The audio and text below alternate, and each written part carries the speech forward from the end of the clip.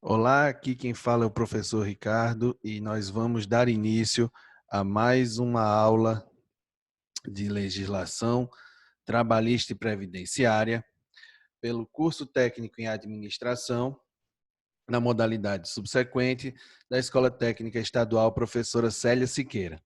Na aula de hoje a gente vai falar sobre jornada de trabalho.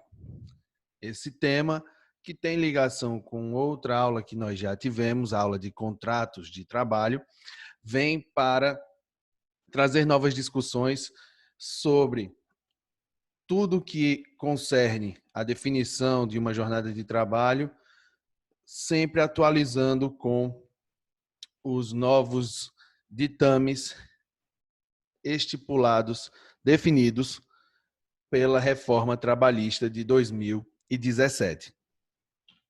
Vamos lá, então.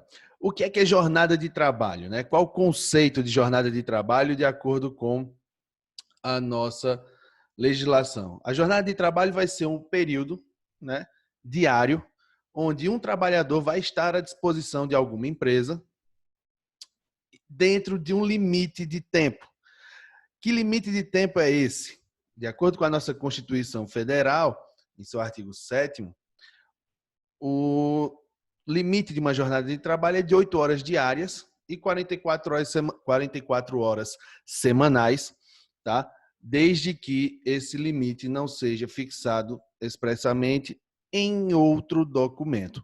Ou seja, a duração da jornada de trabalho ela pode ser acertada mantendo esse limite de alguma outra forma entre o patrão e o empregado.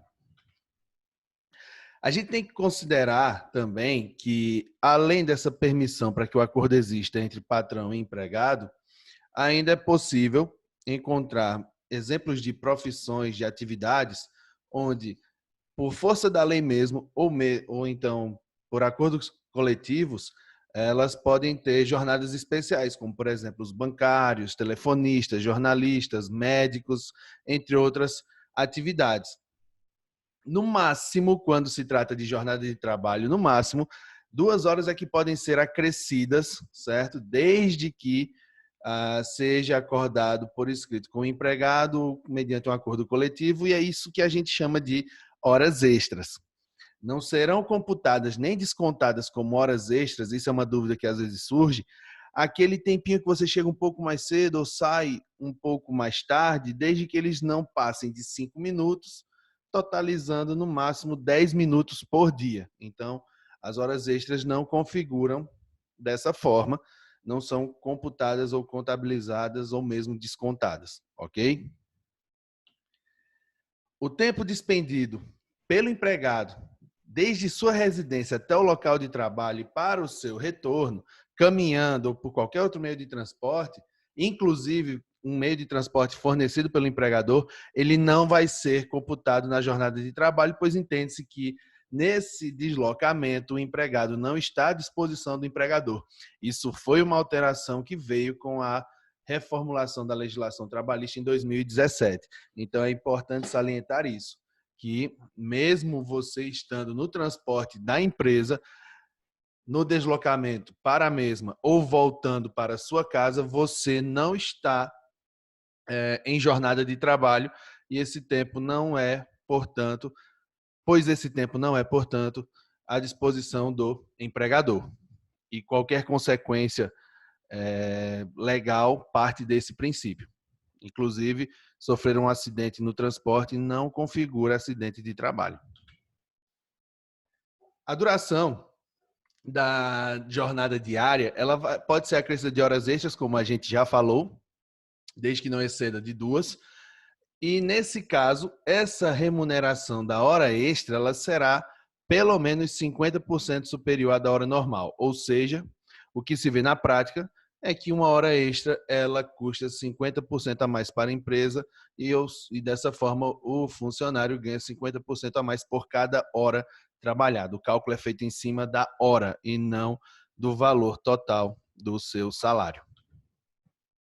Banco de horas, um conceito muito discutido por ser até uma ferramenta relativamente nova para a maioria das empresas, ela é uma espécie de compensação da jornada de trabalho que foi feita acima do limite, certo? E não tem muitos critérios fixos. O que a legislação diz é o seguinte: você trabalhador pode ser dispensado, certo, de um acréscimo no salário, se você entrar em um acordo com o empregador e o quantitativo de horas que você trabalhou a mais em um dia, ele puder ser compensado, né, no caso, dado a você em diminuição em outro dia, desde que no período de um ano isso não some as jornadas semanais de trabalho previstas, nem ultrapasse o limite máximo de 10 horas diárias. Ou seja, você não pode sair descontando também todas as horas que você tem, ganhando assim dias de folga. Não é bem assim que funciona. Você tem que, empregador, no caso, tem que ir dosando essa compensação para evitar ultrapassar os limites definidos pela lei. Quando acontece a rescisão de um contrato de trabalho, o banco de horas ainda é utilizado para o cálculo do que a empresa deve ao funcionário demitido.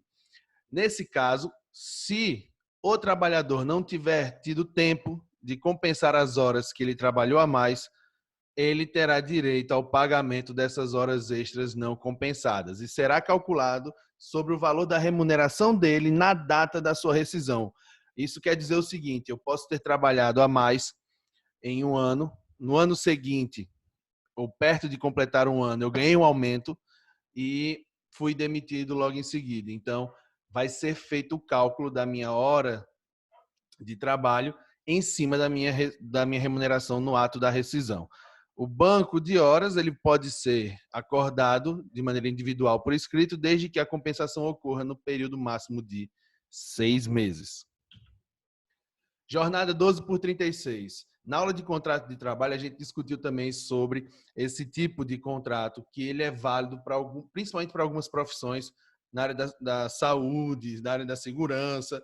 E nesse caso, uma jornada 12 por 36, ela precisa ser estabelecida com base em uma convenção coletiva, acordo coletivo ou individual de trabalho. E nesse caso, vai ficar estabelecido que o trabalhador vai cumprir uma carga horária de 12 horas seguidas e terá 36 horas ininterruptas de descanso, né? Observando aí ou indenizando que os intervalos para repouso e alimentação, ou seja, ou você dá os intervalos para repouso e alimentação, então você paga por eles. A remuneração mensal, nesse caso, vai abranger os pagamentos devidos pelo descanso semanal remunerado e pelo descanso em feriados, e serão compensados ainda os feriados e as prorrogações de trabalho noturno quando houver. Ou seja, o trabalhador que vai para uma jornada de 12 por 36, ele não tem acréscimo no salário, na remuneração, caso a sua escala caia em um feriado, certo? Porque a legislação já encara que o feriado está sendo compensado pela própria escala de trabalho.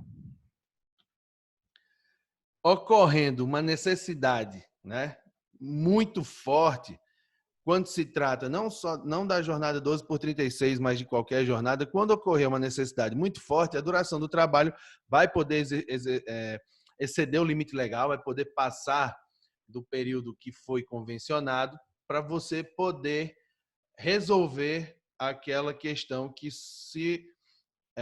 surgiu no meio do trabalho. Então, para atender a realização ou conclusão de serviços inadiáveis, ou então quando a empresa pode sofrer um prejuízo muito grande por não cumprir o trabalho. Nesses casos, os excessos podem ser exigidos independentemente de ter uma convenção coletiva ou algum acordo coletivo. Isso parte também muito do bom senso de ambas as partes, porque não se trabalha somente devido a motivo de força maior. Então, é interessante que ambas as partes entrem num entendimento sobre isso.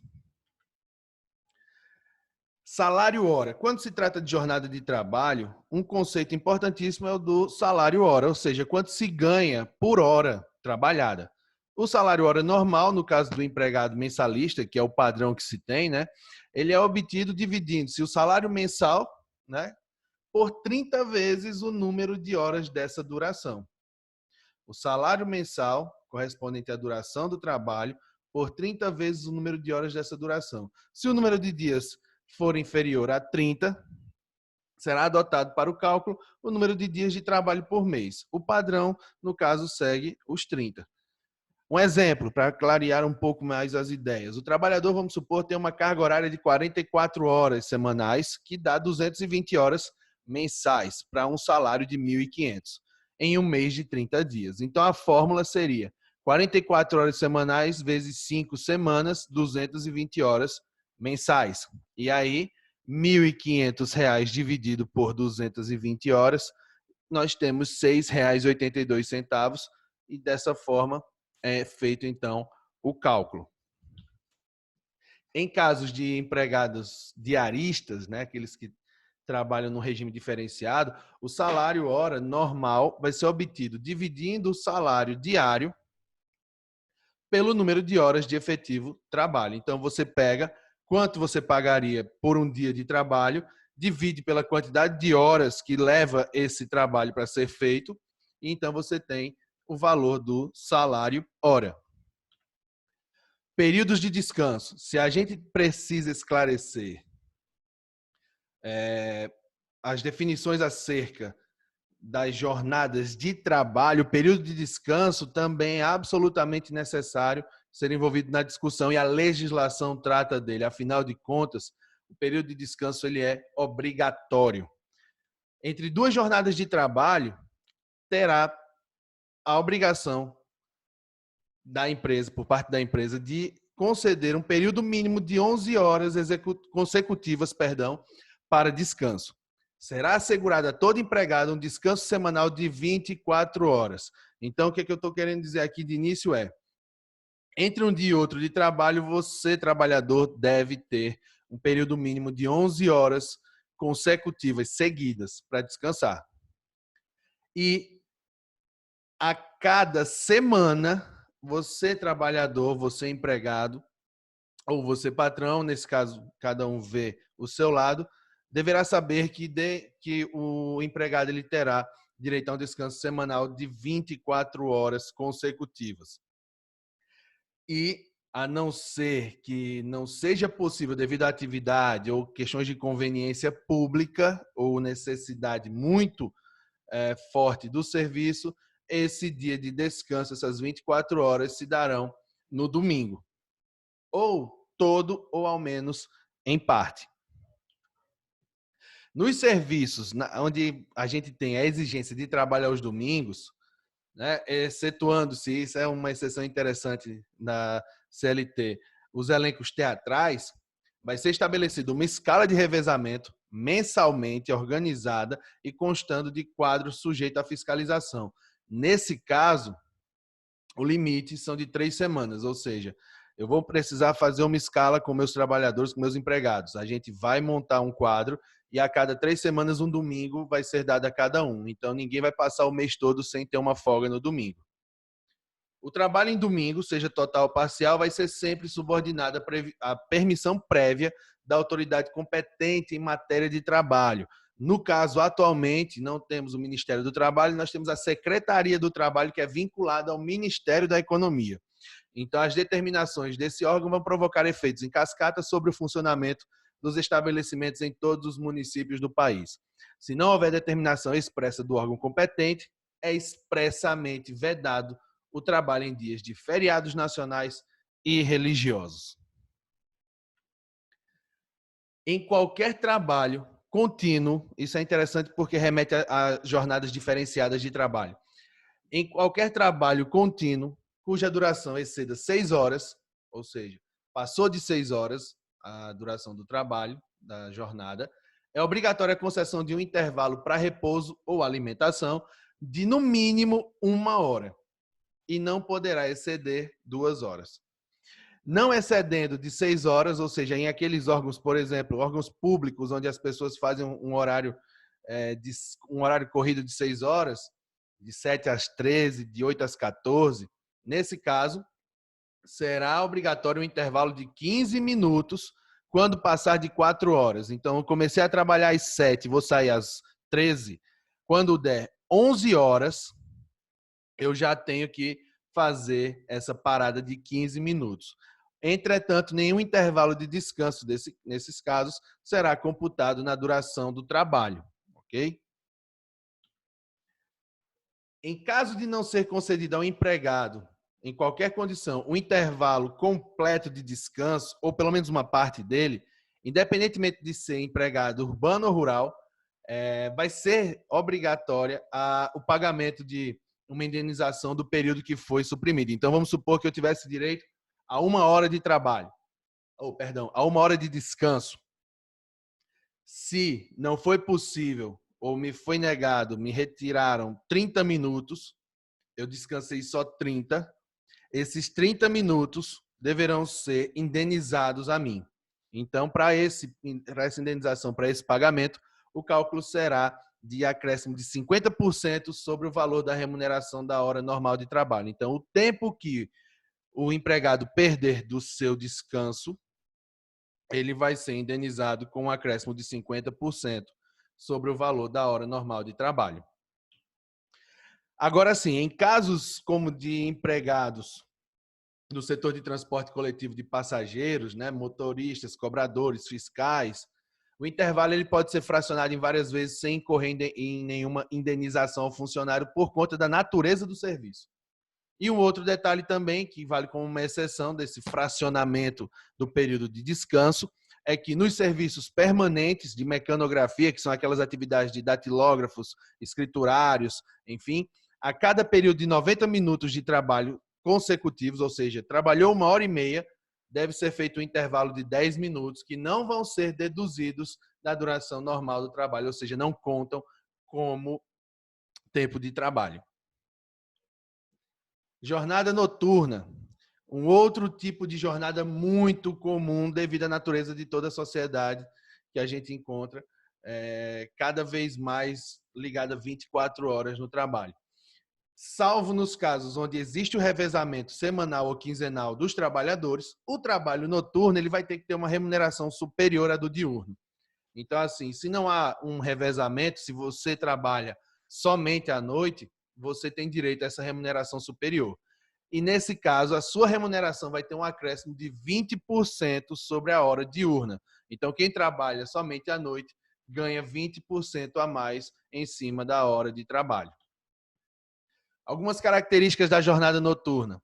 A hora do trabalho noturno, ela é menor no relógio, ou seja, ela é computada como de 52 minutos e 30 segundos, ou seja, há uma redução de 7 minutos e meio. Considera-se noturno todo o trabalho executado entre as 22 horas de um dia, ou seja, às 10 da noite, e às 5 horas da manhã do dia seguinte. Então, só caracteriza o trabalho noturno nesse horário, das 22 horas às 5 horas da manhã do outro dia. Se a empresa não realiza costumeiramente um trabalho noturno, o adicional pago vai ser calculado com base no valor pago pelo mesmo trabalho em horário diurno. O que é que isso quer dizer? Se a empresa precisou atuar à noite, o adicional que vai ser pago vai ser calculado em cima do que é pago no horário diurno, certo? Então, assim, o adicional vem da base que é paga aos trabalhadores que trabalharam pela manhã. Quem trabalhou à noite vai ter um acréscimo em cima do que os da manhã ganhavam, ok? E em trabalhos mistos, ou seja, diurnos e noturnos, naquelas empresas onde existe essa mescla de horários, vai ser aplicado o acréscimo somente às horas que se encaixam no período de horas citado anteriormente, das 22 às 5. Então, se você começou às 16 horas e largou à meia-noite, só vai encaixar como horário noturno o período das 10 da noite às 0 horas, ok? Quadro de horário, uma ferramenta importantíssima para toda empresa. Além de organizá-la, também deixa a empresa em conformidade com a legislação. O horário de trabalho vai constar em um quadro organizado conforme o modelo expedido pela Secretaria do Trabalho e deverá ser fixado em um lugar bem visível. Cada empresa geralmente tem o seu quadro definido de acordo com suas necessidades, mas é importante que algumas informações não faltem. Esse quadro deverá ser discriminativo no caso de não ser o horário único para todos os empregados de uma mesma seção ou turma. ou seja, empresas que a gente tem grupos de trabalho atuando em horários diferentes, a gente precisa de um quadro que faça toda essa discriminação de todas as turmas. Algumas características. O quadro de trabalho deve ser anotado em registro de empregados com indicação de acordos ou contratos coletivos, caso tenham sido celebrados. Ou seja, se foi combinado um horário diferenciado para o trabalhador, isso precisa constar no contrato que foi assinado com ele, para que o quadro de horário não fique em desacordo com o que está sendo acordado. Para estabelecimentos com mais de 10 trabalhadores, isso é uma regra interessante também, vale salientar, é obrigatório o registro da hora de entrada e de saída em meio manual, mecânico ou eletrônico, que é o chamado ponto, quando as pessoas batem o ponto, para dizer que horas entraram, que horas saíram, e dessa forma também deve ser informado o seu período de descanso. Bom, falando sobre jornada de trabalho, a gente não pode deixar de fora considerações sobre o teletrabalho ou o chamado home office, porque principalmente em tempos como os que a gente está passando, no momento em que essa minha videoaula está sendo gravada, que é o momento da pandemia do coronavírus, muitos trabalhadores estão sendo convidados ou mesmo obrigados a trabalhar em casa. Essa aula mesmo é fruto dessa necessidade que surgiu depois da indicação da OMS para que ocorresse o isolamento social ou distanciamento social. Então, vamos lá. Primeiro, o que é que a gente caracteriza como teletrabalho? É trabalhar somente de casa? Não, tem que seguir algumas definições, algumas premissas. Considera-se teletrabalho a prestação de serviços preponderantemente, ou seja, majoritariamente, cuja maior parte seja feita fora das dependências do empregador, fora das instalações da empresa, com a utilização de tecnologias de informação e de comunicação, como internet, celular, notebook, tablet, computador, microfone, headset, enfim, qualquer gadget que ajude nessa condução do trabalho, e que não vai se constituir como trabalho externo. Ou seja, você trabalha num provedor de internet, precisou se isolar, você trabalha interno, tá? Uma atendente de telemarketing, alguma coisa do tipo.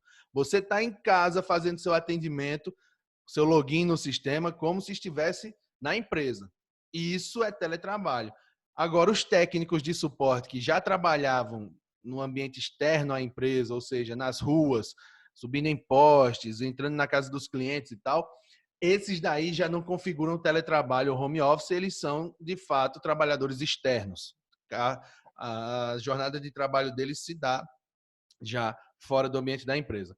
O comparecimento às dependências do empregador, ou seja, uma ida até a empresa para realizar algumas atividades específicas que exijam a sua presença, não vai descaracterizar o regime de teletrabalho. Então, se você precisou ir até lá para uma reunião que foi necessária, urgente, se você precisou ir para assinar alguns documentos, despachar algumas encomendas ou algo do tipo, isso não vai descaracterizar o regime de teletrabalho. Lembrando sempre que todos os slides agora que tratam de teletrabalho já estão atualizados de acordo com a nova CLT, que trouxe o teletrabalho para a roda de discussão e formalizou, dentre outros, vários tipos de jornadas que antes eram feitas de maneira informal e até mesmo ilegal, vamos dizer assim. A prestação de serviços na modalidade de teletrabalho deve ser estipulada em contrato individual, onde vai ser especificado todas as atividades que serão realizadas pelo empregado.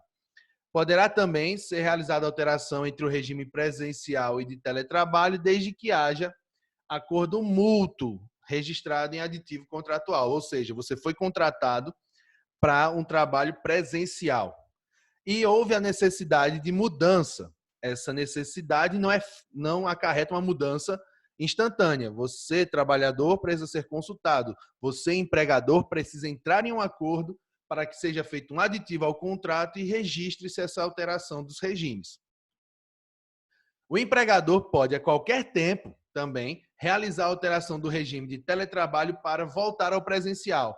desde que ele avise, no mínimo, com 15 dias de antecedência. Ok? Então, para ser feita a mudança de volta, para sair do teletrabalho e voltar para o trabalho presencial, é necessário um período de 15 dias de antecedência e um novo aditivo ao contrato. Qualquer despesa, e isso é interessante, pois muita gente tem uma ideia errada sobre isso, e esse detalhe veio com a nova CLT. Qualquer despesa com aquisição ou manutenção de equipamentos, adequação da infraestrutura de casa, bem como despesas para adaptação do empregado ao teletrabalho, até a energia elétrica, que vai aumentar, por exemplo, o custo da energia elétrica, vão ser de responsabilidades definidas em contrato. Antes, era responsabilidade do empregador. Com a nova CLT, agora isso vai ficar definido em contrato. A obrigação do empregador em arcar com tais custos não é mais o padrão a ser seguido. Isso agora é definido em contrato. Pode ser tanto custos da empresa, como pode também ficar definido no contrato, que será o custo do empregado. O empregador também tem uma necessidade urgente nesses momentos de emitir um documento instruindo como é que os empregados vão proceder. Porque como eles vão estar em casa, distantes da observação, da presença do empregador, tudo precisa ficar muito claro. Quais as atividades serão realizadas, quais os procedimentos de cada atividade e os cuidados que devem ser tomados para evitar qualquer doença ou acidente de trabalho. A depender da complexidade dos materiais que você, na sua atividade, pode lidar, tudo precisa ser muito bem especificado pelo empregador. Por outro lado, o empregado ele deverá assinar um termo de responsabilidade se comprometendo a seguir as instruções fornecidas pelo empregador e assumindo todos os riscos por não seguir tais recomendações. Então, uma informação interessante que vem na nova CLT é o seguinte: se você sofrer qualquer tipo de doença ou acidente no trabalho em casa, ou seja, praticando home office, e isso for constatado, se ficar constatado que isso foi decorrente de um descuido seu, isso não será acidente ou doença no trabalho. Enfim, essa foi uma breve discussão sobre a jornada de trabalho. Diversas alterações foram promovidas pela reforma trabalhista. Muita coisa foi atualizada, foi inserida, foi trazida à tona para o debate jurídico, legal e até administrativo, pois mexeu na rotina das empresas. Então, assim, muitas adequações nas jornadas de trabalho foram feitas para contemplar situações que já existiam, inclusive, eram corriqueiras, mas que não constavam nos instrumentos legais, ou seja, estavam na informalidade, na ilegalidade. Então, elas foram regularizadas, essas situações. Outras foram adequadas ao momento atual, né? Foram atualizadas. E por isso é imprescindível que todo administrador tome conhecimento de como estão organizadas essas situações diversas que remetem às jornadas de trabalho, para manter sempre a sua atuação alinhada com os preceitos legais e demonstrar sempre que é um profissional atualizado. Essa foi a nossa discussão sobre jornadas de trabalho, certo? Caso você tenha alguma dúvida, você pode comentar abaixo aqui do nosso vídeo, tá? No espaço para os comentários. Também eu peço desde já que quem puder e quiser curtir esse vídeo, compartilhar com os amigos, vai ajudar para que essa informação chegue a cada vez mais pessoas. O intuito aqui não é monetizar a informação, mas sim compartilhá-la, disseminá-la de maneira saudável e solidária, ok? Eu agradeço pela atenção e a gente se encontra numa próxima aula.